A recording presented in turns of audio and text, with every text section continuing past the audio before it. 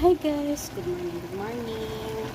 Happy Saturday morning guys. Welcome to my vlog. Hi, I'm Julie Esposado.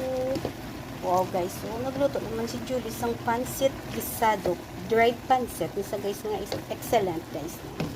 Pinutangan ko ni siya sang chicken breast, chorizo, chorizo monado, chicken guys no. Then may shrimp, may squid.